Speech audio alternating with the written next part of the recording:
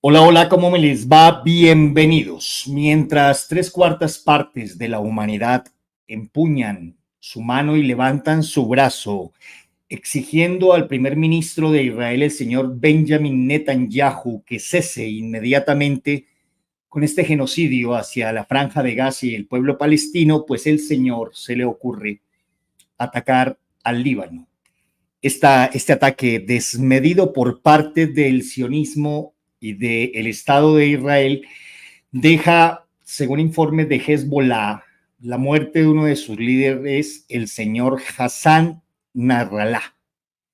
Esto hace que Irán entre en este conflicto respondiendo, no como dicen los medios de comunicación, que es un ataque por parte de Irán hacia Israel, sino responde. Y se hablaba ayer, según portavoces del Estado de Israel, de más de 200 misiles balísticos que llegaron a impactar en Israel y en algunas ciudades importantes. Como lo habíamos anunciado. Bueno, y por otro lado, el conflicto también que se vive entre la OTAN y Rusia, donde uno de sus principales personajes es Ucrania. Pues como lo habíamos avisado, y para que ahondemos en este tema, tenemos hoy a un gran conocedor de geopolítica que creo yo no merece o no necesita, discúlpenme, presentación, pues es el señor Pablo Bohórquez de Palabras Mayores. Señor Pablo, tenga usted muy buenos días. ¿Cómo amanece? Mauricio, ¿cómo estás? ¿Cómo te va? ¿Cómo que señor Pablo? ¿Estás viendo cara de viejo o qué? No, señor, para nada, para nada, para nada, Pablo, Pablo. ¿Cómo te va?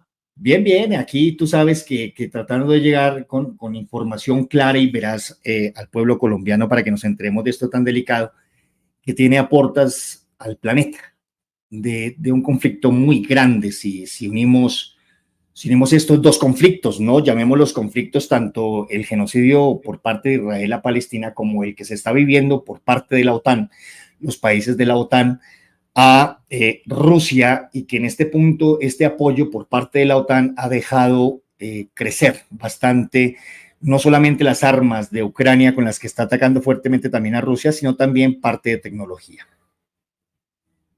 Entonces, Pablo, coméntanos desde este punto cuál es la perspectiva, qué es lo que en este momento acarrea y lleva esta respuesta de Irán hacia el pueblo de Israel, por favor. Bueno, Mauricio, lo primero agradecerte la invitación. Es un honor estar en tu programa. Soy un seguidor de tu programa. Te admiro mucho. Me gusta mucho la forma en que presentas las noticias, el esfuerzo que haces. Valiente y desinteresado para hacer una información alternativa. Creo que es uno de los canales que ojalá crezca muchísimo. Invito a toda la gente que siga Palabras Mayores a que se suscriba a tu canal, que nos siga. Me parece importante la independencia. Yo creo que tu medio es un medio independiente y serio. Respecto a tu pregunta, pues sí, nosotros anoche hicimos un en vivo precisamente con José Antonio Ejido, que es uno de los geopolíticos españoles más importantes. Hoy vamos a hacer otro con él y con Adrián Celaya, que es otro gran analista geopolítico. Son dos figuras frecuentemente invitadas a los grandes medios de comunicación, tanto formales como alternativos, y pues me hacen el honor de venir esta noche a comentar lo que ya son los datos un poquito más claros y consolidados de lo que ha sido este último ataque de Irán, esta vez sí, en territorio israelí. Básicamente una respuesta a una serie de agresiones que merecería la pena entrar a analizar, pero un ataque que pone de manifiesto, primero que todo, el potencial bélico de Irán que es brutal, la fragilidad de Israel como Estado pequeño, aislado en el Medio Oriente, aunque tenga el respaldo de Estados Unidos, sigue estando ahí dependiente de una ayuda exterior. Ayuda exterior que está bastante en entredicho cada vez que miramos que las fuerzas del planeta ya no son de unipolaridad, sino son de multipolaridad, multinodularidad, digamos, porque tenemos por detrás actores tan importantes como Rusia y China, que han dicho que si se meten con Irán, ellos van a intervenir. El Medio Oriente ha sido el polvorín de siempre, de los últimos años, y la conflagración podría tener pues unas dimensiones no solamente regionales, sino mundiales. El estado de crispación, tanto en el Medio Oriente como en la comunidad internacional en este momento, pues es muy parecido al que había antes de las guerras mundiales. con la diferencia de que esta vez las potencias nucleares son muchas y por eso es tan importante, yo creo que entremos a analizar pues un poquito más en detalle lo que han sido el bombardeo de Irán en estos días y los bombardeos de Israel, que son bastante diferentes. Por una parte, los bombardeos de Israel sobre el sur del Líbano, sobre Yemen, sobre Siria, son bombardeos sobre población civil. O sea, con la excusa de que tenemos un blanco de Hamas localizado aquí, entonces bombardeamos el vecindario, o sea, el edificio, ponemos una bomba de 1000 kilos en el edificio donde está ese señor y volamos el vecindario. Entonces no importa que haya 40, 50, 500 muertos y que de esos el 40% sean niños, porque esas son las cifras que maneja Israel. Ellos tienen esta excusa de su sionismo, que es una mezcla de fanatismo religioso e ideología política de extrema derecha, que hace que justifiquen el asesinato de todo aquel que no tenga como suyo el mismo Dios y que no tenga sus mismas ideas y que vean como alimañas a todo aquel que no se les parezca. Entonces, este bombardeo que ha hecho Israel en el sur del Líbano la semana pasada, que dejó 1000 muertos en 5 días. Recordemos que bombardeó, en 24 horas estuvo bombardeando 3 países diferentes. Se suman a los ya entre 100 y 200.000 muertos que ha habido en la Franja de Gaza. Israel, recordemos que tampoco quiso aceptar esa tregua de 21 días que pues ofreció la ONU, una tregua que estaba respaldada además por Estados Unidos y por Francia, por Estados Unidos con la boca pequeña, porque ya sabes cómo es la hipocresía de los Estados Unidos. Pero todo eso lleva a que en un momento dado esta masacre que están haciendo en el sur del Líbano, y sobre todo esa invasión terrestre al sur del Líbano, esa ampliación de la frontera norte de Israel, causa una alarma sin precedentes en todo Medio Oriente que obliga a Irán a responder. Es una respuesta que estaba deseando Israel porque el propósito de Israel es que Estados Unidos se enfrente a Irán directamente. Están a punto de conseguirlo porque la retaliación que ha tenido Irán en este momento demuestra un poderío balístico hipersónico que no es en ningún momento un problema eh, eh, diferente a demostrar la vulnerabilidad total de Israel. Para esos misiles no hay defensa. La cúpula de hierro fracasó totalmente en eso. Hace 6 meses, cuando hubo los ataques a las embajadas en Damasco por parte de Israel y el asesinato selectivo en territorio extranjero de estos diplomáticos, la respuesta de Irán fue atacar la base de Verbatim en Israel, que es una de la base más fuerte, cerca incluso de una central nuclear. Y el ataque que se hizo, recuerdo que los medios israelíes en ese momento lo sacaron como si fuese un gran éxito de su cúpula de hierro, porque paraba muchísimos de los misiles. Lo que no sabían era que esos misiles los misiles más viejos, básicos, incluso drones baratos de 1000, $2000, y ellos gastaron cientos y miles de millones de dólares para detener drones baratísimos. O sea, desangraron terriblemente no solamente la economía de Israel, sino que consiguieron con misiles balísticos hacer blancos en zonas concretas de la base de Verbatim, lo cual le puso los pelos de punta a Israel. Pero no lo suficiente como para que no siguieran intentando bombardear, invadir Líbano, intentando bombardear, invadir Gaza, siguiendo con su colonización absolutamente brutal en Cisjordania. Y todo esto ha llevado a una escalada muy calculada y yo me temo que en muchos de los aspectos negociada, tanto en Washington como en Teherán, que ha hecho que el señor Netanyahu pues básicamente se le escape a la órbita norteamericana, porque si hay algo que les viene muy mal antes de elecciones a los americanos es esta escalada, este belicismo. Curiosamente, ambos candidatos para la presidencia de los Estados Unidos compiten por ver quién es el más sionista, tanto Kamala Harris como el señor Donald Trump, de forma diferente. Donald Trump es muy cercano familiarmente a Netanyahu. Kamala Harris cuenta con todo el apoyo del Estado profundo, de toda la banca, de todos los medios de comunicación, del sionismo, digamos, duro, corporativo, de ese deep state.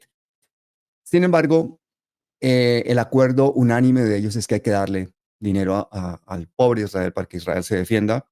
En pleno genocidio, pues siguen fluyendo los miles de millones de dólares hacia el ejército de Israel para que las bombas norteamericanas sigan cayendo sobre las cabezas de niños palestinos que básicamente se están muriendo de hambre y son el blanco de esta gente. Y pues todo esto hace que la escalada de estos días pues sea como una consecuencia lógica y natural de una serie de agresiones que vienen no de 6 meses, ni siquiera desde el 7 de octubre en adelante, cuando ha habido todo este genocidio descarado en Gaza. Es el resultado de una guerra colonial de 75 años en el que se han pasado por la faja toda la legalidad internacional, derecho humanitario internacional, todas las resoluciones de Naciones Unidas, todo el clamor del planeta entero pidiendo el reconocimiento del Estado palestino y el que se implante pues la normalidad en una zona que curiosamente pues es la cuna de tantas religiones, de tanta cultura, de tanta riqueza para el ser humano. Esos bombardeos de estos últimos días se han acompañado además por los ataques que ha cometido Israel a blancos muy determinados, Mauricio, porque han hecho explotar las baterías de teléfonos móviles, de computadores portátiles, de walkie-talkies e incluso de paneles solares que han causado pues también pues decenas, cientos de muertos civiles. Han atacado pues las bases, las cabezas de Hezbollah, pero han asesinado a muchísimos civiles. Ha sido, según la Convención de Ginebra, un ataque terrorista en regla. Estamos hablando de terrorismo de Estado, así decirlo con todas las letras. Esto lo que está sucediendo en Palestina es un genocidio. Lo que está haciendo Israel es terrorismo de Estado, con el apoyo de los Estados Unidos, un apoyo absolutamente incondicional, pero que desde el plano diplomático disfrazan ellos con una verborrea absolutamente inaguantable en la que hablan de derechos humanos, de libertades y una serie de cosas tan absurdas que incluso permiten que Netanyahu termine dando un discurso en la ONU y hablando de paz. Algo que yo creo que es inédito en la historia de la humanidad, que un genocida en activo, con un genocidio transmitido en vivo y en directo por los medios de comunicación, se le ponga un micrófono para que se dirija al planeta. Entonces, toda esta mezcla de intereses económicos, políticos, de corporaciones militares y de grupos bancarios, de fondos de inversión que están manejando literalmente el planeta, que son más ricos que países enteros, están viendo la guerra como una oportunidad y eso es lo que está prolongando todos estos conflictos, para empezar el de Ucrania. Entonces, no quiero prolongarme más en esta primera pregunta tuya, pero quiero darle a la gente que nos esté escuchando la idea de que es un conflicto que nos afecta directamente a Colombia, a Latinoamérica, no solamente porque los precios del petróleo se suban por la crisis económica, no, no, no, es que estamos hablando de países que tienen potencial nuclear en el que se puede acabar la vida tal como la conocemos en el planeta en los próximos meses si no pasa algo. Se esperaban sorpresas en octubre antes de las elecciones de Estados Unidos. El 1 de octubre llegó la gran sorpresa. Sobre la respuesta ayer de Irán y las constantes manifestaciones de Benjamin Netanyahu, donde decía que él era lo último en Guaracha en cuanto a defensa aérea, pues ayer pareciese ser que se vio una debilidad grandísima por parte del Estado de Israel en este aspecto, porque y nos deja ver también hasta dónde Irán, en ese tratado que se hizo, si no estoy mal, en el año 2016 con Biden, donde se sacaron de juego las armas nucleares de Irán, hasta dónde las armas de Irán en este momento son solamente esos misiles que no dejan de ser importantes, son balísticos, y cuán grande es realmente la defensa aérea de Israel. Ayer en la Casa Blanca, en una sala que se le conoce como la sala de crisis, que es la sala donde se reúne el gabinete del presidente de los Estados Unidos, sus fuerzas militares, se estaban tomando decisiones y la única manifestación, según medios de comunicación de Joe Biden, fue que habrán consecuencias. Yo no quiero especular pero sí dentro de tu análisis y tu conocimiento, Pablo, ¿qué crees tú que pueda llegar a suceder en este momento con Estados Unidos, que es un aliado 100% de este genocidio que se está cometiendo allá en la Franja de Gaza por parte del pueblo de Israel, Pablo? Creo que para contestar esa pregunta tendríamos que hacer un par de precisiones y partir de unas cuantas premisas. Lo primero que habrá que decir es que Irán hasta ahora ha tenido mucha paciencia.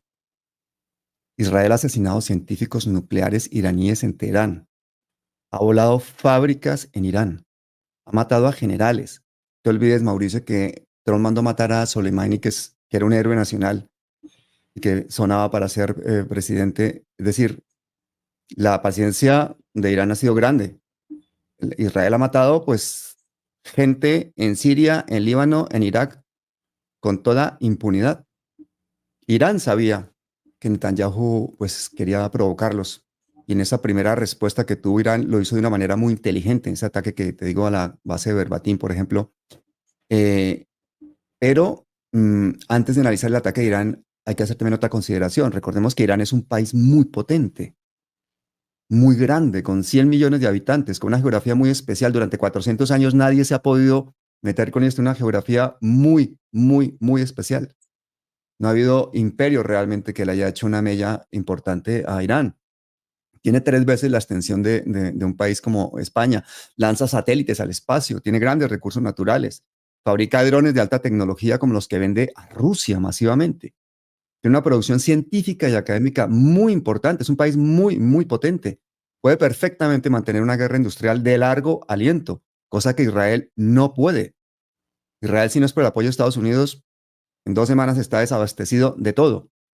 El ataque de Irán, por ejemplo, en ese momento, estoy hablando del de hace 6 meses, no el de esta semana, fue incluso pequeño en proporción a la agresión que sufrió previamente por parte de Israel.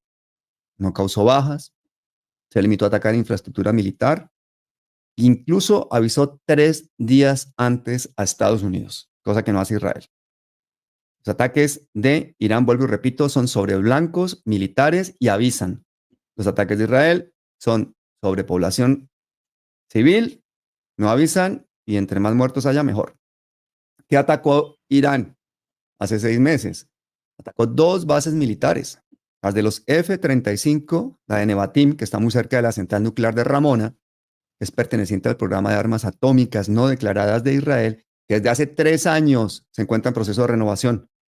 Además, Irán golpeó la base secreta del Mossad, que está en los altos del Golán, y también atacó un cuartel del Mossad en Tel Aviv. Es decir, lo de hace 6 meses fue un ataque que les mostró a los israelíes que más manejan una inteligencia tremenda, que tienen tecnología suficiente y que de paso los distrajeron con su cúpula de hierro parando drones baratos mientras ellos les decían, mira, aquí te puedo dar, aquí te puedo dar, aquí te puedo dar. Y 6 meses después, esta semana, es lo que han hecho. Ya lo habían avisado. O sea, Israel ya sabe perfectamente de la capacidad técnica, balística, y ayer sintió por primera vez los misiles hipersónicos, que fueron los que hicieron su aparición en este conflicto de ayer. La aparición de los misiles hipersónicos cambia totalmente la ecuación. Toda esa fragilidad de Israel, no reconocida por el mismo Israel, no reconocida en esa rueda de prensa que tú estabas mencionando ahora, Mauricio, en la Casa Blanca, y escuchamos a Sullivan diciendo prácticamente que no, que es un ataque menor, que no había habido prácticamente ninguna baja y que esto era pues nada, que ya iban ellos a ver cómo respaldaban y qué tal, pero que esto no había sido una cosa grave. Cuando por otro lado las imágenes que nos están llegando desde la misma Gaza de la gente celebrando y viendo nosotros cómo caen los cohetes hipersónicos sobre los cuarteles israelíes, pues están ahí, inundan las redes sociales. La evidencia es esa. Entonces, mientras se disparaban hace 6 meses proyectiles desde Irak, Siria, Líbano y Yemen, Arabia Saudí, Jordania y Emiratos Árabes contribuyeron directamente a la defensa de Israel. Entonces, todo eso hay que tenerlo en cuenta. Jordania respaldando totalmente a Israel. En caso de una guerra, Jordania es de los que va a llevar del bulto, pero de forma importante.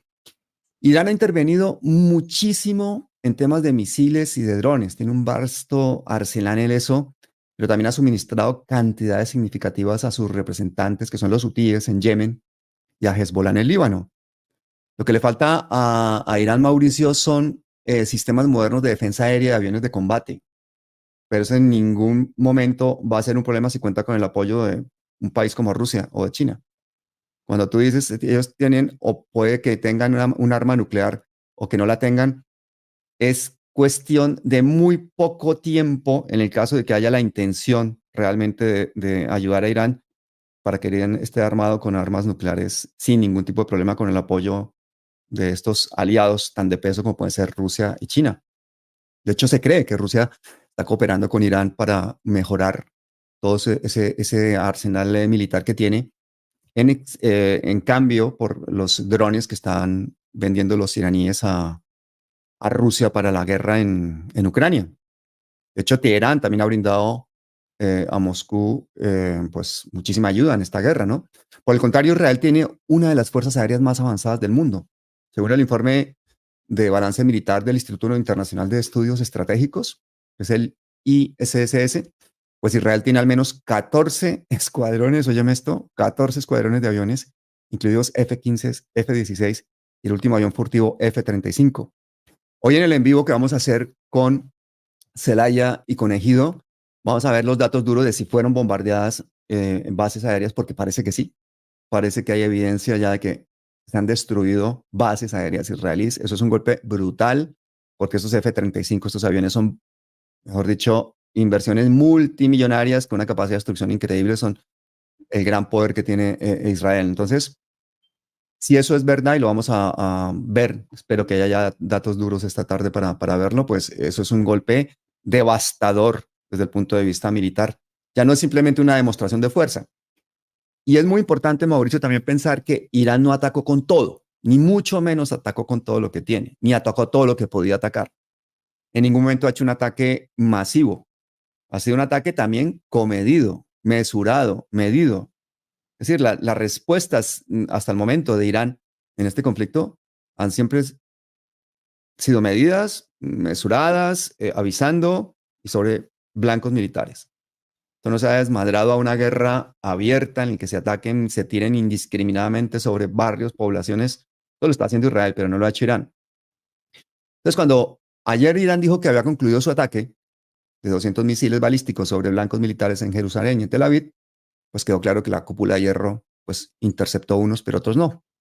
El ejército de Israel dijo que no hubo bajas, pero al contrario de lo que hace Israel, pues repito, Irán se limita a atacar estas bases militares con éxito. Incluso parece, según nos contó Ejido anoche, que atacó el cuartel general del Mossad, que es el que ha estado organizando toda esta masacre de las últimas 2 semanas de los teléfonos móviles, las baterías y el que nos ha vendido el Pegasus y el que, etcétera, etcétera, etcétera. Luego se han sumado movimientos terroristas espontáneos que han surgido allí. Por ejemplo, el movimiento Mujahidin palestino se declaró responsable anoche del ataque terrorista que mató a 8 personas en el sur de Tel Aviv. Es decir, aquí hay una oleada, una escalada no solamente focalizada en lo que es la estructura militar central iraní, en Hezbollah, sino que se despiertan células terroristas, se arman países árabes que empiezan la gente a protestar. Países que habían estado con una actitud bastante tibia están decantándose, tomando partido. Y pues ahora todo dependerá de la respuesta de Israel, porque si ataca zonas civiles en Irán, probablemente comience una guerra abierta entre ambos países y esto abriría una escalada de conflictos gravísimos, una crisis internacional sin precedentes desde la Segunda Guerra Mundial. A mí me gusta mucho cuando dices, o no es que me guste, sino que eres muy puntual en el aspecto de que el planeta Tierra cambiaría y no lo volveríamos a conocer como es.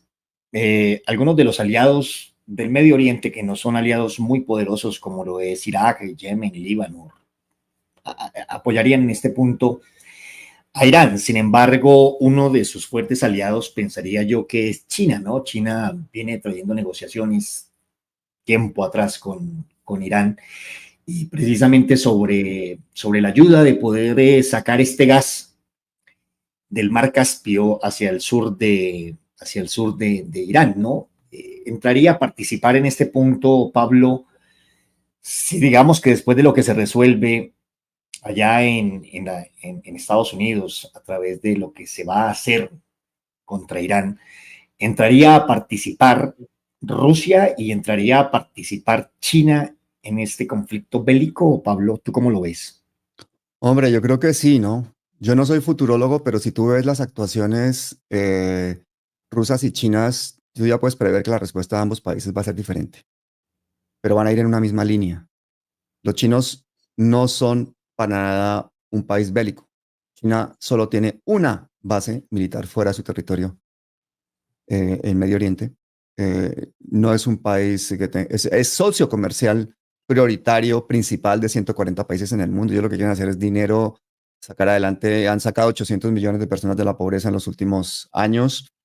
Eh, Sin entrar en opinar o catalogar el régimen chino, los derechos humanos en China, el milagro económico chino es un hecho. Y ese milagro se hace en base a la paz, en base al progreso, en base a la inversión, no en base a guerras. De hecho, yo que estoy tan en contacto con el tema africano, pues por tantos años de trabajo allí, te puedo decir que la percepción que se tiene de los chinos y de los europeos es totalmente diferente. Un africano prefiere 1000 veces a que vaya allí un chino porque va a invertir, porque va a generar trabajo y porque van a ver progreso, aunque saben que están haciendo negocio y no son unos angelitos, que esa historia de colonialismo francés, inglés y de todo tipo en Europa, en África, que no ha hecho otra cosa que generar miseria, genocidios, impunidad.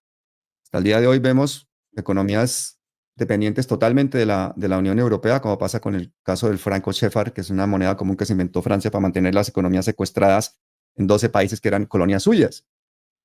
Entonces, los escenarios pueden ser muchos, ¿no? De aquí en adelante. Por ejemplo, Israel podría bombardear pozos petroleros iraníes. De hecho, ha seguido bombardeando ininterrumpidamente los suburbios en Beirut, ¿no? Al tiempo, Estados Unidos promete que va a haber severas consecuencias para Irán, pero que todo esto se quede una demostración de fuerza e inteligencia militar por parte de Irán, pues depende de la actitud de Israel, ya que Irán lleva evitando ese enfrentamiento abierto. O sea, aquí hay una cosa que yo creo que es importante para tu audiencia, Mauricio, y es que vean la diferencia abismal que hay en las respuestas de países. Yo no es que sea ni prorruso, ni pro chino, ni proamericano, ni pro nada. Simplemente analizo, hablo con analistas geopolíticos, leo, estudio, veo qué hacen los países, pero a mí si un país está bombardeando instalaciones militares y otro está bombardeando población civil, eso ya es una diferencia. Yo lo digo. La gente que lo juzgue y que opina al respecto.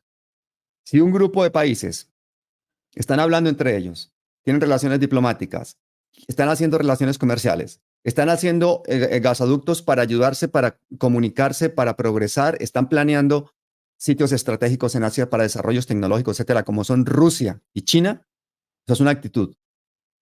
Si por otra parte, un grupo de países, como son todos los de la OTANistán, todos los aliados de la OTAN, están pensando en que la única forma de progresar es una economía en base a la deuda y a generar guerras, eso nos lo tiene que decir todo. Una Europa arrodillada al complejo militar industrial norteamericano, que se ha dejado arruinar, que se dejó volar por los gringos el Nord Stream 2 y sigue dándole las gracias por venderle ahora el gas licuado un 40% más caro. Entonces, yo creo que todos estos intereses en que exista una confrontación eterna, una guerra eterna, pues corresponde a un imperio en decadencia que no tiene otra forma de sostenerse y que al interior se dice la gran mentira de las libertades, yo creo que para poderse mirar al espejo, pero que la gente incluso en el interior de los Estados Unidos está cansada de estas guerras. 50 millones de personas viviendo en la pobreza en los Estados Unidos, de los 300 millones de americanos, y esto significa que es una población pues con desigualdad importante, es una población que a veces ve un salvador en Donald Trump, todo este cinturón del óxido con esos estados bisagra que pueden en el momento de decidir las elecciones, aunque no tenga mayoría de votos, puede volver a ganar Trump. Acuérdate, Mauricio, que le ganó a Hillary Clinton teniendo 3 millones de votos menos. Entonces, esos fenómenos suceden cuando la gente está harta. Esa Argentina que después de una corrupción indiscriminada de tanto tiempo decide votarle al primer loco que venga aquí a hablar de libertades y anticorrupción, esos fenómenos ocurren. Aunque las encuestas digan otras cosas y aunque la gente se haga pajaritos en la cabeza pensando que lo que va a ganar es lo que digan los grandes medios y las encuestas, a veces los pueblos se cansan, se hartan y quieren meter pues ahí alguien que revuele todo, ¿no? Eso es un peligro que tenemos en Colombia, quieran meternos de pronto ese miedo a todos para meternos un Milei que no va a ser otra cosa que más de lo mismo como está sucediendo en Argentina. Así que yo creo que la actitud, por ejemplo, de China, que estábamos hablando era de ese contexto, eh, ellos ya declararon anteriormente que no van a permitir un ataque a su socio iraní. Igual Corea del Norte, ojo, que también es potencia nuclear, por no nombrar a Rusia. O sea, Netanyahu no tiene nada fácil, a pesar de todos los apoyos de Estados Unidos, seguir escalando sus agresiones. Incluso se está planteando seguramente el utilizar ya armas nucleares estratégicas y tácticas. Pueden en cualquier momento atacar pues, a Irán, a Siria, seguir atacando a Yemen, a Líbano o a Irak, pero con armas nucleares. Masacraría sin ningún remordimiento a millones de personas, porque para ellos está justificado, sería un triunfo religioso, político, militar, mientras el mundo seguiría básicamente pues hablando de genocidio, limpiezas técnicas y guerras mundiales, para ellos está todo eso justificado. Podrían intentar asesinar a Ali Khamenei y a Bashar y ocupar todo el sur del Líbano. Irán retaliaría con todo el poder de sus misiles hipersónicos, esta vez posiblemente ya no solo sobre blancos militares, también posiblemente sobre población civil, arrasarían Israel, pero seguramente también a Jordania, que ha respaldado a Israel. Habría levantamientos por todo el Golfo, por todo el mundo árabe, se unirían Egipto, Turquía, las bases estadounidenses y británicas serían atacadas, Irán se vería muy afectado, pero seguramente sobreviviría como lo ha hecho durante 400 años. Y dependiendo del nivel de la intervención norteamericana y de la inestabilidad de la región, pues Moscú y Pekín intervendrían. Así que es un poco el panorama que creo que podría suceder. Bueno, vamos acercándonos a las 800 personas conectadas. Mil gracias, por favor, por estar aquí pendientes. En algún punto vamos en el buen término, en el buen sentido del término, vamos a aprovecharnos de la presencia de Pablo Borges para que en un momento abramos un espacio para que ustedes pregunten sobre el tema, todas estas dudas que tienen en este conflicto tan grande, que en algún punto existe un cordón umbilical, podría yo llamarlo, como por montar una figura metafórica con lo que está sucediendo también en este conflicto entre la OTAN y Rusia. Pero te veíamos, Pablo, hace unos días, si no estoy mal, el 27 de septiembre, en una huelga en España, donde estabas levantando el brazo fuertemente, como siempre. No, una huelga no, una manifestación de protesta contra el genocidio. Bueno, aquí en Colombia se leían muchos medios que era una huelga, No, la verdad es que sí deberíamos también hacer huelgas, los sindicatos deberían sumarse a todas estas cosas. De hecho, en esa manifestación, tú posiblemente pienses que fue huelga porque era organizada en gran parte por los sindicatos. Sí, se unieron sindicatos, estudiantes, sabemos perfectamente que España, el gobierno español hace parte de la OTAN y por ende está apoyando todo este genocidio. Y lo que se pedía a través de estas manifestaciones era que no existieran más negociaciones con el pueblo de Israel. Aquí aparecen varias cosas a las que quiero entrar en la siguiente pregunta y es el papel, porque si nos damos cuenta aquí, por ejemplo, lo que fue el Tratado de Oslo, es decir, se pasa por encima del Tratado de Oslo, donde se firmó en algún punto hace más de 30 años una paz entre Israel y Palestina. Se rompe también el tratado, como lo decías tú ayer con el señor Antonio Ejido, se rompe el Tratado de Ginebra. Ahora, aquí el papel importante porque también se pronunció Alemania, ¿no? Y Alemania, pues, apoyando fuertemente al gobierno, al Estado sionista, para no perder de vista este punto, este término de sionismo, apoyando al Estado de Israel. Alemania, ¿qué papel está cumpliendo en este momento tú que eres cercano y porque obviamente radicas allá? España, en todo este conflicto. ¿Qué pasó después de esta manifestación? España es un país, el gobierno de España, vamos a hablar de las cosas con propiedad. Una cosa son los gobiernos, otra cosa son los países, otra cosa son las personas. Yo creo que te puedo decir que la inmensa mayoría de los españoles no se siente representado por este gobierno que está en este momento. Los gobiernos son sus complejidades, además. Imagínate el gobierno de Colombia ahora, presidente progresista con minorías en Congreso y en Senado intentando luchar contra el verdadero poder. Entonces, tenemos que ver con pensamiento crítico todas estas situaciones. Pero ¿cuál es la realidad? Tenemos un presidente aquí en España que supuestamente es del Partido Obrero Socialista Español, que ni representa a los obreros, ni es socialista, ni tampoco representa los valores de España, representa los valores de Estados Unidos. Eso ya es una gran mentira, una mentira tan grande como que el Centro Democrático se llame Centro Democrático. como que hay un partido en Colombia que se llama Cambio Radical que lo que quiere es que sigan los privilegios y las cosas tal como están. Además, todo esto salpicado con toda la corrupción del mundo. Esas contradicciones en España se dan también exactamente igual. España es el Estado 51 de los Estados Unidos. España es miembro de la OTAN privilegiado. Pedro Sánchez les ha dejado poner hace poco una nueva base aquí en Menorca, a la OTAN, y pues eso es estratégico absolutamente para Israel. Está el Mediterráneo vía Israel, por aquí pasan y llevan barcos. De hecho, ha habido varios escándalos por barcos cargados de armas camino de Israel. Y es un país que maneja una doble moral porque es el sexto o séptimo, está entre el sexto y el séptimo todos los años, productor de armas del mundo. Pero cuando tú hablas con los españoles promedio, con la gente que conoces y tal, la gente desconoce todas estas cosas. En eso sí que nos parecemos muchísimo los colombianos. La inmensa mayoría de las personas no se autoeducan, no ven canales como el tuyo, como el mío, se conforman con poner ahí en automático ahí los canales hegemónicos que pasan las telenovelas, el entretenimiento, el reality, la tontería, y entonces también les meten pues sus dosis de ponzoña, de cizaña política, y entonces las mentes les van cambiando hacia cierto lado sin saber ni por qué. Yo veía, por ejemplo, esta mañana, casi se me corta el desayuno, Mauricio, porque estaba viendo el noticiero este donde estaba, ¿cómo se llama esta presentadora? La de Ojitos Negros. La de noticias, ¿qué? Bueno, CM Noticias, creo que es. Sí. Claudia Palacios. Claudia Palacios se llama, ¿no? No tengo idea, Pablo. Bueno, Claudia, creo que sí. Y entonces ellos empiezan el noticiero diciendo que que hay unos ataques terroristas en Tel Aviv y que hay unos ataques contra ciudades de Israel por parte de Irán. Efectivamente, pero cuenten que esos ataques son sobre estructuras militares, no sobre población civil. Cuenten eso. Y cuenten previamente y con detalle los ataques que ha habido sobre población civil con 1.000 muertos y luego 500 muertos en el Líbano. Eso no lo cuentan. No cuentan la invasión del Líbano. No, dejan la noticia ahí. Hasta ahí llegó su lectura de teleprompter. ¿Quién le escribe el teleprompter a esa niña o lo escribe ella misma?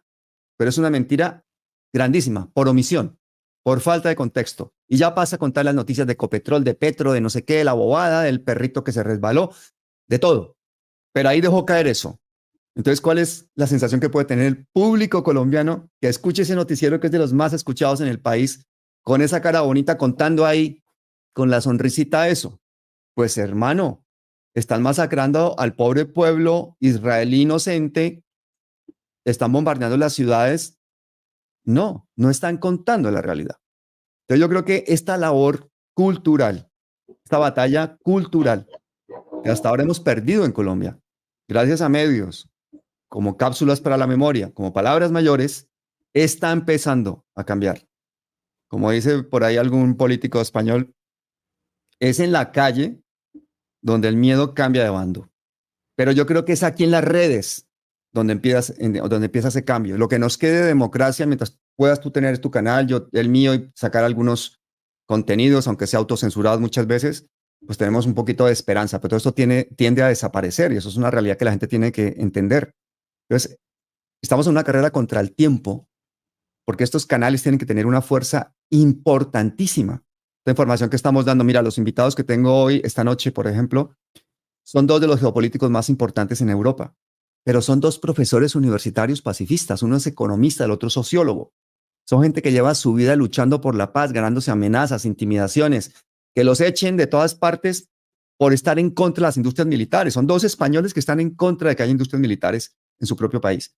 Y tú hablas con el español promedio, con tu vecino, con el compañero, con el no sé qué tal, calladitos, calladitos. ¿Por qué? Pues porque, oye, esa gente que está trabajando en esas industrias está ganándose su platica, son puestos de trabajo aquí en España, da igual que eso sea, pues, dinero que venga de una industria que está produciendo armas. Si tú miras, por ejemplo, el dueño del grupo Prisa, que es un francés, es el principal dueño o el principal accionista de la compañía más grande de defensa de Intran que tiene España. Y es el dueño del grupo radial la W y Caracol en Colombia, pero también es el dueño de cientos de emisoras radiales por toda Latinoamérica y España. Principal accionista del Grupo Prisa, es también el principal accionista de industrias armamentísticas. Eso está en la raíz de la W y de Caracol. Entonces, gente de Colombia, abran los ojos.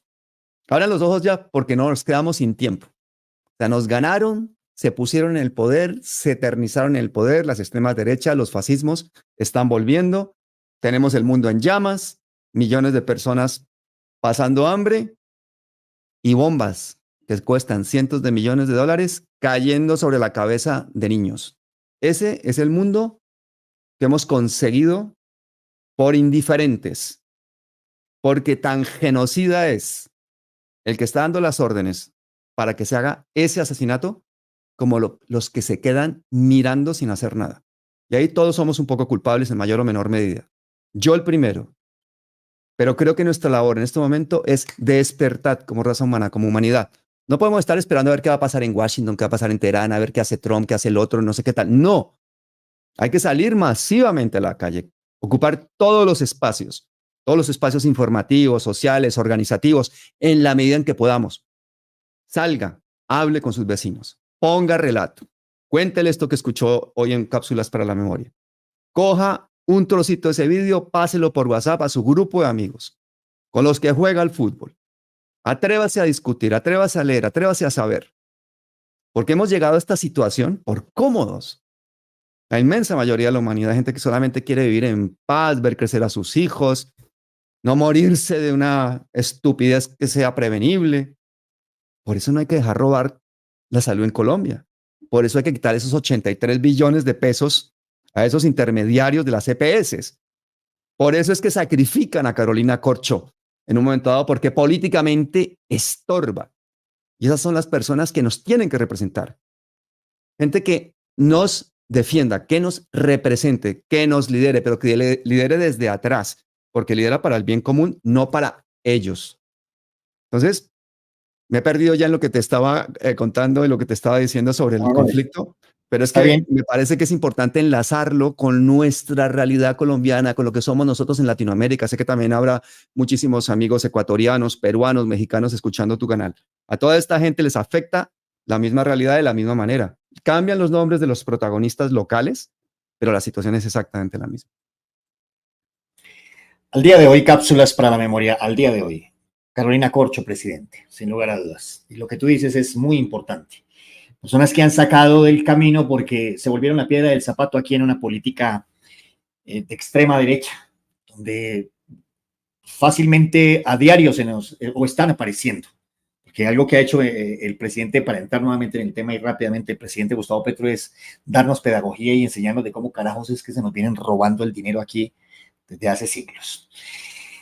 Decía yo, Pablo, si quieres recordar ahorita la hora Colombia en la del video que tienes más tarde con este par de personajes importantes en España, ¿qué hora Colombia es? A las 2:30 de la tarde empezamos el en vivo. Perfecto, gente, 2:30. José Antonio Ejido y Adrián Celaya, los dos geopolíticos cumbres aquí, y vamos a poner en claro qué es lo que ha pasado en las últimas horas, cuál es la realidad de esos ataques, porque ha habido, pues, no solamente una guerra desde el punto de vista militar, sino una guerra desde el punto de vista informativo. Ya has visto las mismas voceros de la Casa Blanca minimizando todo lo que estaba pasando, los mismos voceros israelíes, cuando estábamos viendo los vídeos de la gente de Gaza celebrando y viendo caer los misiles hipersónicos, y yo diciendo que no estaba pasando eso. Eso es un golpe fuertísimo, es una respuesta muy estratégica en lo que tú decías, mientras Israel ataca al Líbano y se pierde la vida, desafortunadamente, hombre, que es lo que a mí, digamos que metiéndome en la parte emotiva, me mueve, y es más de 1,000 personas allá en este ataque desmedido por parte de Israel. La respuesta, siempre lo voy a decir, la respuesta de Irán es totalmente medida, ¿no? Se atacan, son bases militares y no hay hasta el momento, no hay un solo muerto en este ataque. No, y no hay forma además de sostener este tipo de mentiras hoy en día, hermano, que tenemos esta tecnología que nos permite con un teléfono móvil, cualquiera de nosotros es reportero, cualquiera tiene un canal. Yo a veces cojo el teléfono, ayer empiezo a hacer un en vivo, ya he conectado 100, 500, 1,000, 3,000 personas, y empieza eso a circular y entonces son decenas, cientos de miles de personas que se enteran de algo. Eso tenemos que hacerlo, mientras podamos tener esos accesos. Fíjate, por ejemplo, una cosa muy concreta. Washington, los Estados Unidos, está en este momento en el peor escenario posible. Netanyahu, fuera de control, forzando una respuesta muy potente por parte de Irán, y ahora Estados Unidos está obligado a intervenir. Entonces, claro, sus medios informativos no son palabras mayores, no son cápsulas para la memoria. ¿Qué van a salir a decir? No, no, no, eso no fue nada. O sea, están ahí fregando, pero nosotros somos tan poderosos, tan potentes y vamos a estar siempre con Israel. No, no, no pasa nada, no pasa nada. O sea, esa credibilidad que tienen los medios hegemónicos se resquebraja en un segundo ante el vídeo mal tomado, borroso, de una señora analfabeta que saca y graba unos segundos un misil hipersónico partiendo en dos una base militar israelí. Esa es la realidad. El hecho, el dato, siempre le gana al relato. Y eso es lo que estamos haciendo en estos medios alternativos. Yo espero que muchos de ellos permanezcan independientes con el tema de la financiación, porque en el momento en que tú recibes financiación de un gobierno o de un partido político o de una empresa, ya empiezas a autocensurarte o a tener tendencias o a decir mejor de esto no hablemos, porque nadie se pelea con la cuchara. Entonces, yo creo que es importante que sigamos existiendo medios independientes como cápsulas para la memoria y palabras mayores. Yo quiero, decía en el buen sentido de la palabra, aprovecharme de tu presencia y muy gentilmente por haber aceptado obviamente la invitación para que hablemos un momento también de lo que está sucediendo en este conflicto entre la OTAN, lo llamo yo, versus Rusia. Nos hemos dado cuenta que desafortunadamente las sanciones económicas a Rusia y este apoyo fuertísimo por parte de los países que conforman la OTAN, surtiendo en armas y surtiendo en tecnología a Ucrania, se ha venido viendo en los últimos ataques también que provienen de Ucrania hacia Rusia. Pero esta es una gran pregunta que conlleva dos preguntas. ¿Qué impacto global tienen estos constantes ataques a los oleoductos del Stream 2, que son más de 1.200 kilómetros que sirven para el transporte de gas en toda Europa? ¿Y qué repercusiones, tanto el conflicto del Medio Oriente como este en Europa, podría llevar o podría dirigirse hacia la Casa Blanca en estas próximas elecciones allá entre Donald Trump y Kamala Harris? Bueno, pues la voladura del Nord Stream 2 es y pasará a la historia, yo creo, como una de las cosas que demuestran la estupidez humana en su máxima expresión. Una cosa que es un cordón umbilical entre Rusia y Europa, que le sirve por ahí hidrocarburos baratos a Europa, que ayuda a desarrollar a Europa. La vuelan, y esto me refiero a las investigaciones de Simon Hersh, por ejemplo, premio Pulitzer, el gran periodista, y muchísimos otros. La vuelan los Estados Unidos, posiblemente con colaboración de otros países, puede ser Noruega, pero la vuelan porque entonces cada son los únicos interesados en que eso se vuele. ¿Para qué? Para que tenga Europa que comprarle pues, el gas licuado a los Estados Unidos, mucho más caro, para que se aísle Europa de Rusia comercialmente, para poder sancionar hasta el límite la economía rusa, etcétera, etcétera, etcétera. Algo que es tan obvio de que quién va a ser el gran beneficiado con esa voladura. Escapa la inteligencia de las brillantes mentes europeas que deciden seguir respaldando a los Estados Unidos de forma total y absoluta contra Rusia. Contra Rusia. Entonces, como consecuencia tenemos crisis económica, inflación, países que ya estaban económicamente en grandes problemas, ahora mucho peor, y una situación de gasto permanente que hace que sean economías que funcionen en base al endeudamiento y al gasto, sobre todo al gasto militar.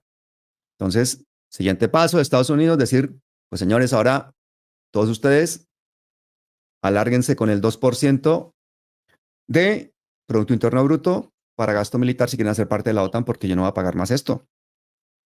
Lo siguiente, mándenme todos sus arsenales aquí a Ucrania porque necesitamos echar a estos rusos tan malos que están aquí masacrando al pobre pueblo ucraniano. Eso sí, que se peleen los ucranianos. Nosotros no vamos a mandar tropas allá. Nosotros no queremos, eso se llama una guerra proxy. No hay americanos allá, salvo mercenarios internacionales. También hay muchos mercenarios colombianos, que somos un fabricante de mercenarios gracias a nuestra desigualdad, nuestra violencia. Gente pobre colombiana peleándose dentro y fuera del país, como si fuese un medio de supervivencia digno y yendo a morir en territorio extranjero, porque lo que es Ucrania en este momento es una picadera de carne, es una casa de pique, es un país que es una casa de pique.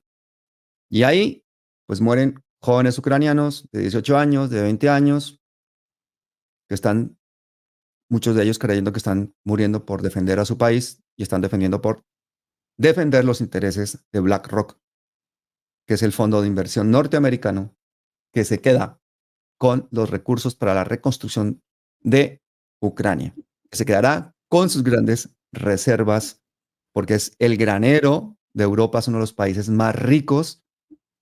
Los recursos naturales de Ucrania son impresionantes.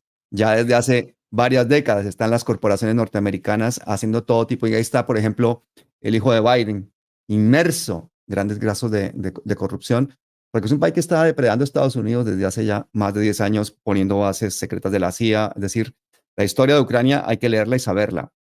Y todo este hostigamiento hacia Putin, rodearlo, este avance inexorable de la OTAN, este acercamiento hacia Moscú, poniéndole cada vez más cerca los misiles, ya en la oreja, ya en la puerta, ya mejor dicho allí, pues es lo que ocasiona que decidan ellos irse en esa operación especial, que es una invasión, por supuesto, a las provincias rusas de Ucrania.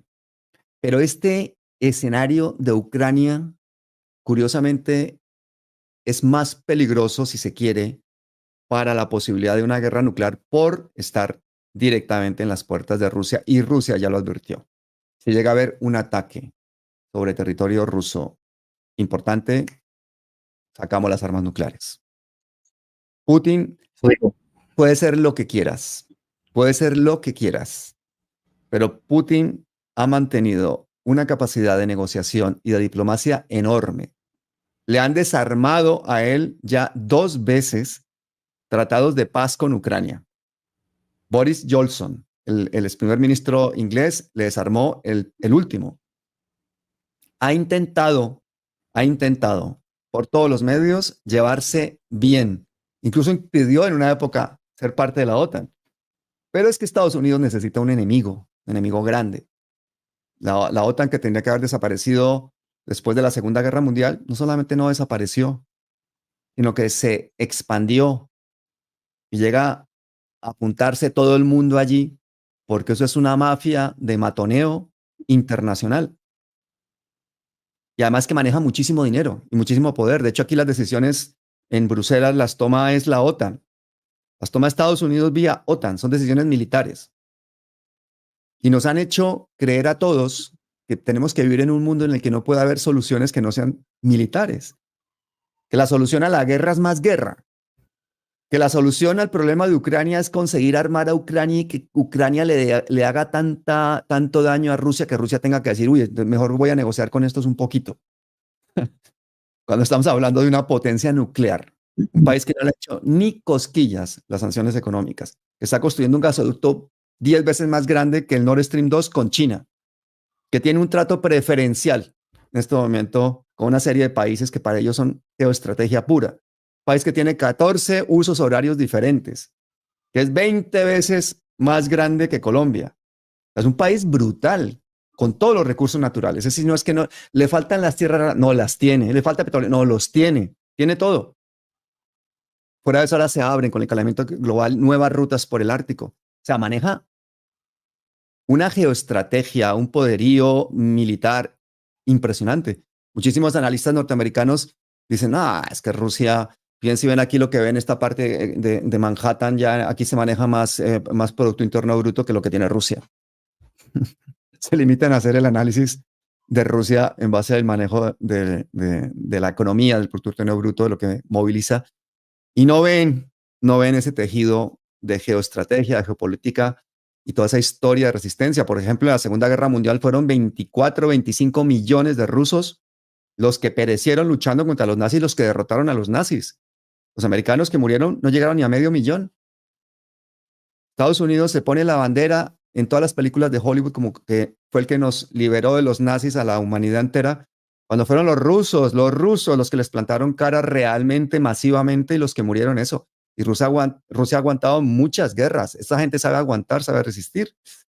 Es un país que quiere vivir en paz. Lo único que desea en el fondo la gente promedio en Rusia y posiblemente buena parte de lo que desea Putin es mantener ese milagrito económico de un bienestar en Rusia. Claro, país también donde hay toda clase de mafias, oligarquías, etcétera, etcétera, etcétera. Pero el promedio de la gente en Rusia quiere vivir en paz. Entonces, esa geopolítica que se maneja en Ucrania es una guerra proxy de hipocresía total, con una OTAN haciéndole el negocio a las corporaciones y al complejo militar industrial norteamericano, a la Big Data, porque ahora la tecnología también hace parte de ese complejo militar, la gran banca sionista, comandada básicamente por la Reserva Federal, que es un banco privado, que imprime dinero, que lo imprime gratis y que imprime todo el que se necesite, porque ese dinero, la deuda no la paga Estados Unidos, la pagamos todos. Y un dólar, que no es porque valga el papelito en el que está impreso, sino porque ese dólar lo respaldan 800 bases militares alrededor del mundo y una capacidad de destrucción que dice, mire, acépteme este pagaré. Esa es la realidad geoeconómica en Ucrania. ¿A dónde nos puede llevar ese conflicto? Pues va íntimamente relacionado con el genocidio, por supuesto. Ahí hay una serie de movimientos de países en una dirección muy clara, países que no quieren la guerra, que se llaman los BRICS, que quieren desarrollarse, que Colombia quiere entrar, y otros que quieren la guerra, que quieren OTAN, que quieren gasto militar, que quieren mantener conflictos, que quieren seguir siendo imperios o estar a la sombra de un imperio. Y ahí aparecen figuras como Milei, que sacan a Argentina de los BRICS y los quieren meter pues en esas locuras. Pero ahí está la ignorancia de los pueblos cuando votan mal y cuando se dejan se dejan despolitizar. Se dejan despolitizar. Eso es lo que nos puede pasar acuérdense, todas las veces que hemos perdido elecciones y que dicen la gente, pero ¿cómo no salió la gente a votar? ¿Cómo no salieron los jóvenes a votar? ¿Por qué? Pues porque están despolitizados, están mamados. Los dejaron excluidos, el neoliberalismo los dejó excluidos. Se quedó la gente jodida, sin salud, sin educación, sin no sé qué tal. Vieron pasar por delante uno y otro gobierno y otro y otro y otro y otro. Y llegaron a la conclusión de que todos son iguales. Y encima los medios hegemónicos ya se encargaron de, sí, son todos iguales, pero son peores estos.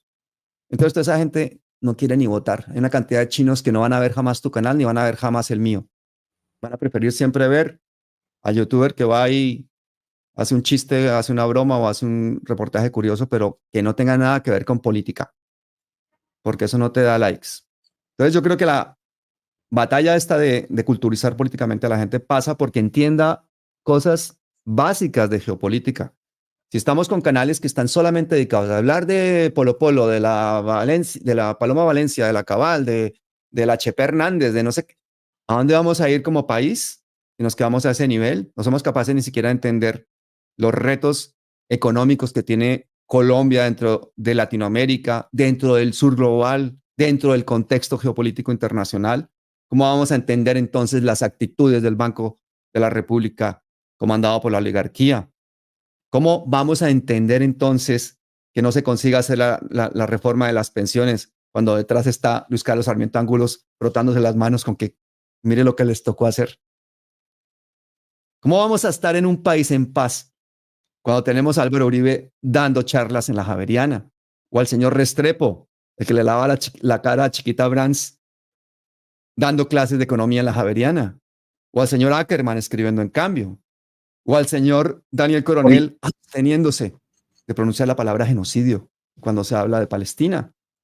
Entonces, ahí está la gente que yo creo que nos oye, que tiene que ponerse las pilas. Dice, me terminó el video, ahora me voy a poner a mandar esta vaina y voy a hablar con este y voy a leer esto. Ahí es donde tienen que despabilarse todos, porque si no, Nos lleva al putas.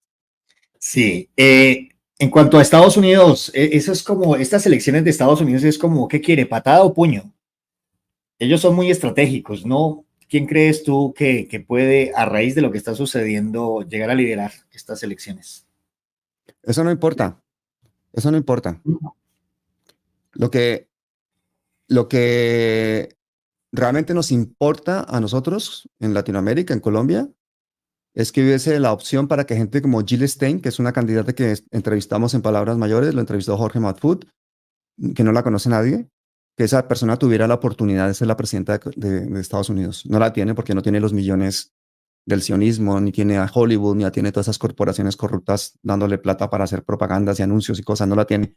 Es una mujer que condena el genocidio. Es una mujer que se parece muchísimo a Carolina Corcho. Feminista, ambientalista, es médica, condena el genocidio, quiere la paz, quiere el desarrollo, defender la salud. Me parece indignante vivir en un país tan rico en el que no haya salud, que la gente se pueda morir en la puerta de un hospital porque no tiene el dinero para pagarlo. Yo veo a Jill Stein y yo veo a Carolina Corcho. ¿Sabes cuál es la diferencia, hermano? Que Carolina Corcho sí tiene oportunidades y porque dependen de nosotros. Que ese partido unitario que se está haciendo ahora en Colombia, lo van a hacer de verdad y no una farsa. O sea, que la gente pueda votar, que la gente pueda tener listas abiertas, que pueda haber encuestas, que realmente haya consultas internas para que gente que no sea el que dijo Petro pueda también competir y que entre todos digamos, pues me convence más este o el otro y lo aceptamos entonces y remamos juntos todos. Pero si va a ser ahí una vaina ahí mafiosa en que esa dedo que se escogió y fueron estos, esa vaina no nos va a representar a nadie, entonces vamos a ir divididos.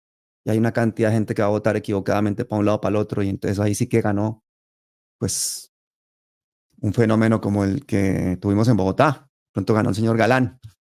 Pronto resulta que Claudia López termina de presidenta. O tu amiga Vicky Dávila.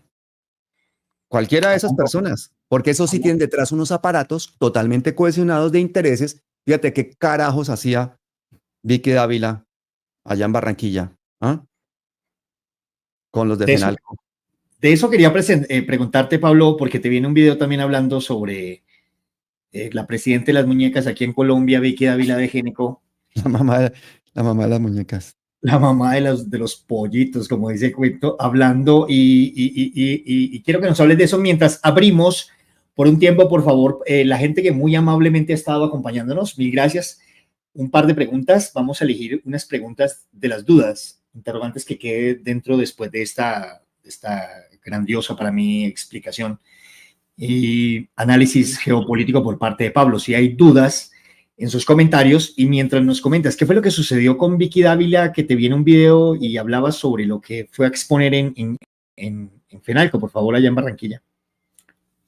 Ay, qué pesar. Yo es que no estoy en tu canal, no puedo ver los comentarios de la gente. Bueno, pues saludar a toda la gente que está conectada a Cápsulas para la Memoria. ¿Qué fue lo que fue a exponer Vicky Dávila en Fenalco? No fue a exponer nada, hermano. La mujer no fue a exponer nada. Esas cosas no son para que la gente vaya a exponer nada. Ahí no hubo una sola propuesta, ahí no hubo un solo análisis riguroso, no soltó un solo dato duro, no propuso ninguna solución. Ellos lo que hacen es una especie de show en el que esa mujer va, pues, a hablar con su voz de locutora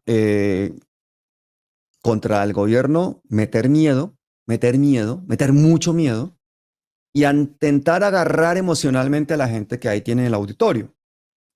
El problema es que yo sinceramente si hubiera sido Vicky Dávila, no fregué, me lo hubiera preparado un poquito más.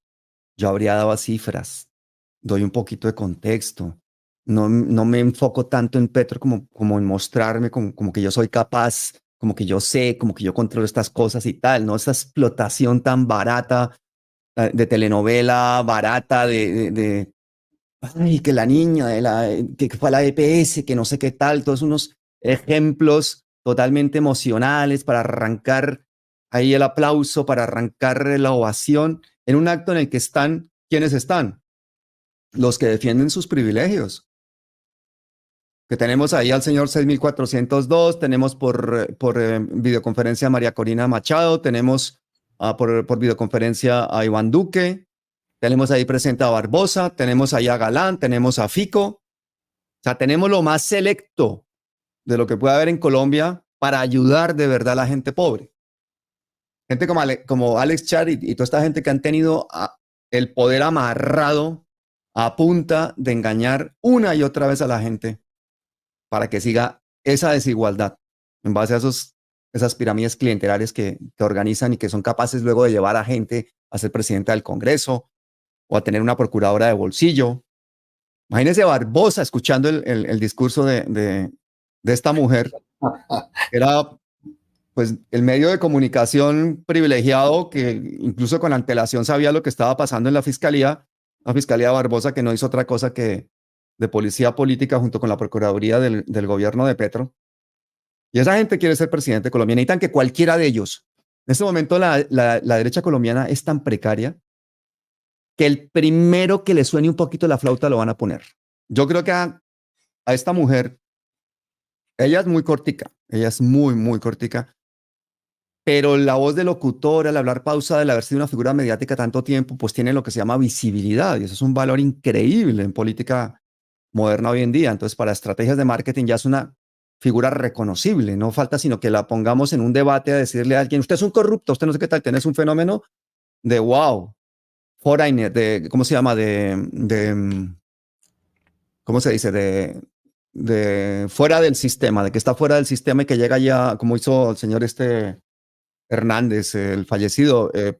Ese tipo de fenómenos mediáticos que ya vienen Sí, preconstruidos, como se fue llevan las Trump, que estuvo redes. 10 años en realities, ya lo tiene ella ganado con ese tema, ¿no? Entonces, si la pusieron de telonera para irle abriendo el camino a alguien, Ilinsky, al que sea, se les está creciendo la telonera.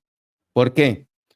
Porque los eventos que están organizando, las cosas que están organizando ya van creando, pues como una masa crítica dentro de la gente ignorante que les come cuento, porque yo veo a veces en redes sociales una gente que digo, a ver, esta china tiene 20, 22 años, tiene que haber estudiado mucho con la poca edad que tiene para poder decir lo que está diciendo, opinar lo que está opinando.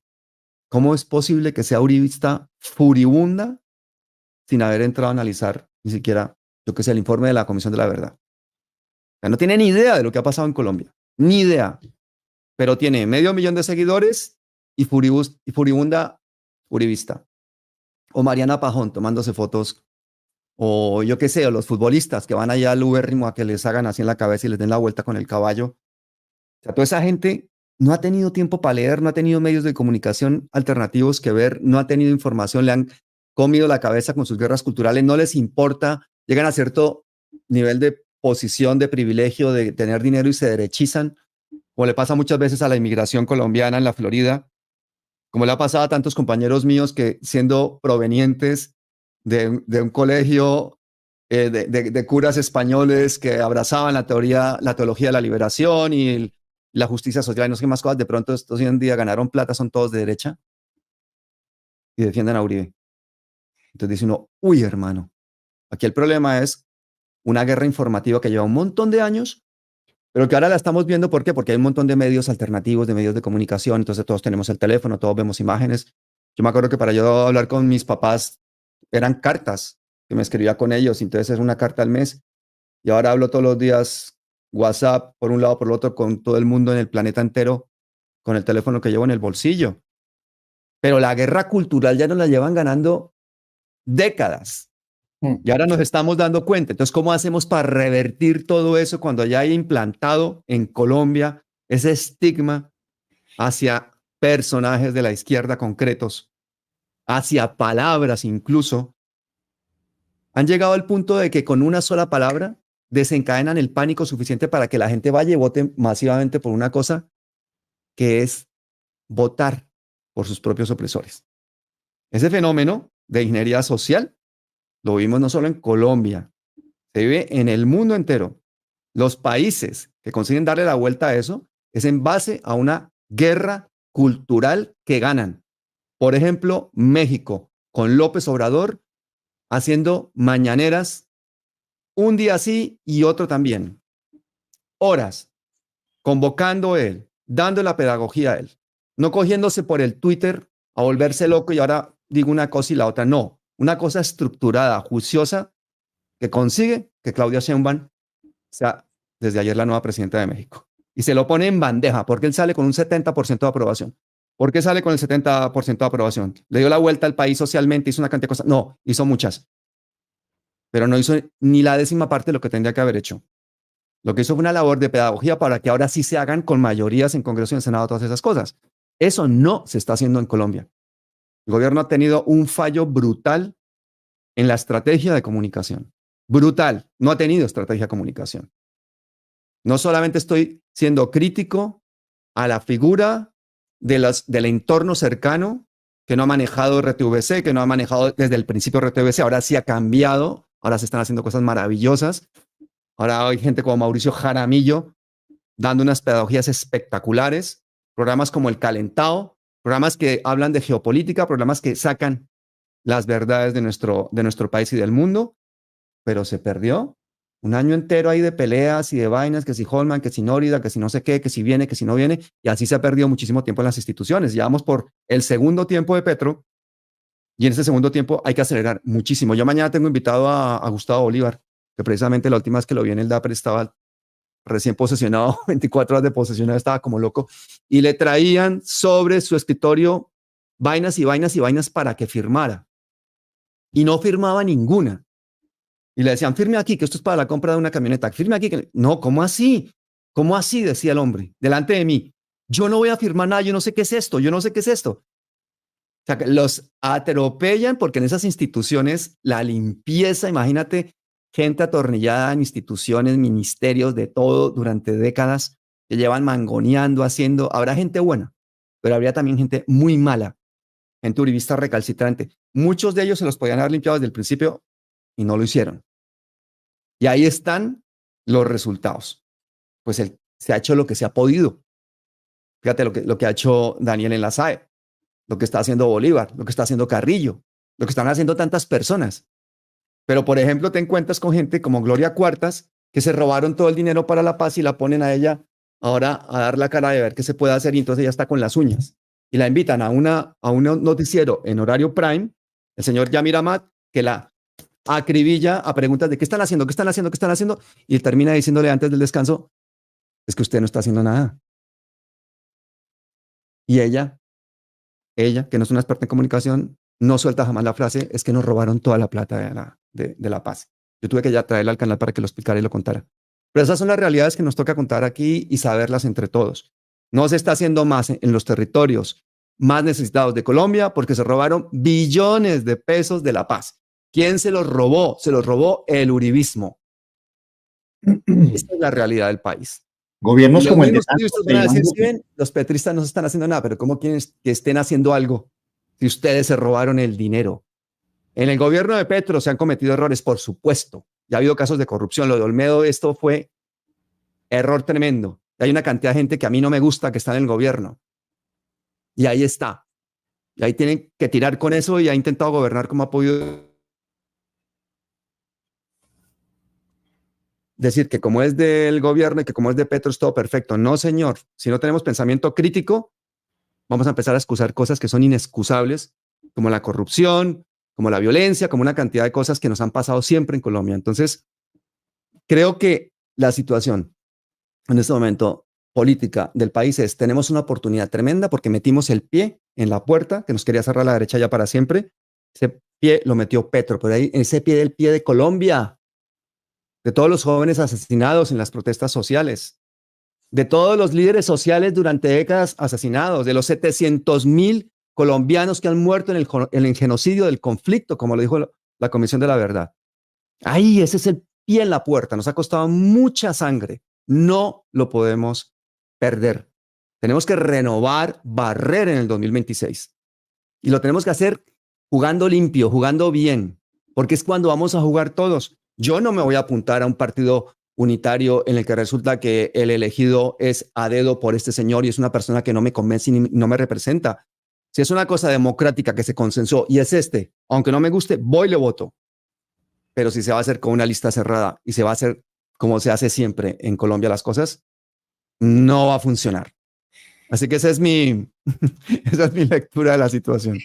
Bueno, cero preguntas, pero sí muchísimas felicitaciones y agradecimientos por estar en el programa.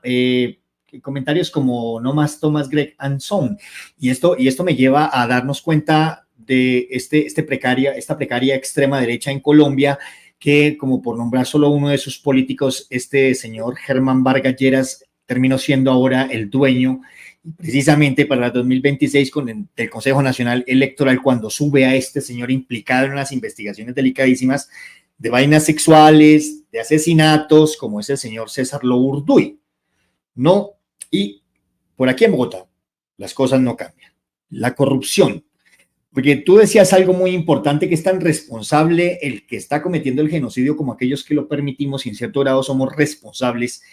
Pues aquí está pasando en Bogotá algo que, si en algún momento hay un espacio en palabras mayores, ese tema me encantaría en algún momento, Pablo, tocarlo, y es sobre la corrupción que se viene creando, porque el señor, y lo digo de frente, el señor Carlos Fernando Galán es un corrupto. Y esto no lo dice Mauricio González, ni se basa solamente en mis emociones, se basa en el primer debate que hubo de frente, que lo quiso sabotear este señor por allá con un homenaje, es que para Luis Carlos Galán, el papá, y se metió en la misma sala donde iba a haber el debate, y el Consejo mismo ha encontrado atrasos, sobrecostos, empresas de corrupción hasta aquí, que están ligadas a Sergio Fajardo, Lina Moreno de Uribe, que estuvieron ligadas con todo este asunto de los sobornos de Ecopetrol, y que ahorita son las empresas que están vigilando que no se roben la plata del metro. Ya se robaron más de 100 mil millones de pesos que valió el PMO.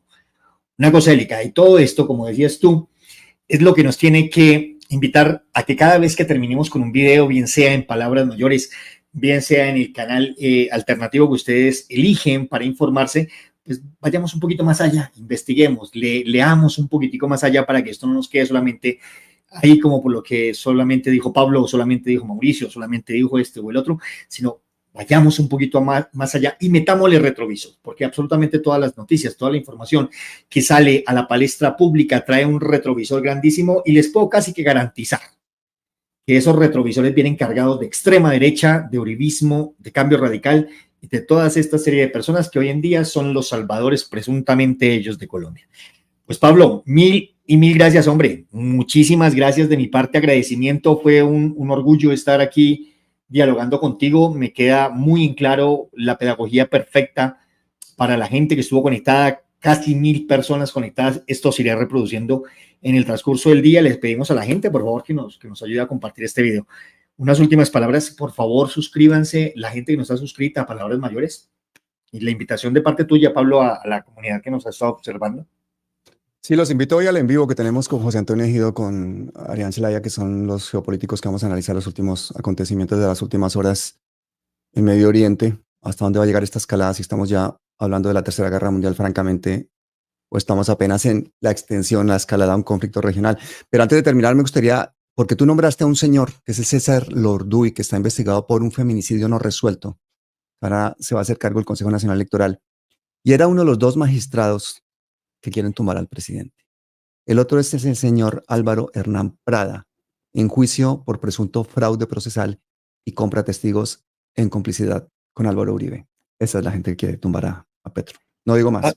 La expresidente, la señora Maritza Martínez Aristizábal, que viene con esposo condenado por parapolítica y sacado de cargos públicos. Y esta es la gente, porque esta Maritza tiene un poder grandísimo.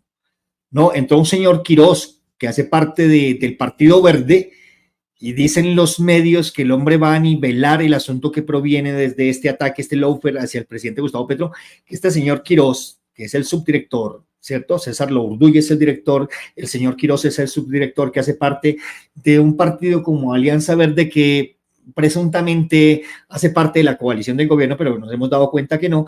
Pero resulta que este señor Quirós tiene un man que llama Ramón, se me fue el apellido, y este man es copresidente del Partido Verde, y es uno de los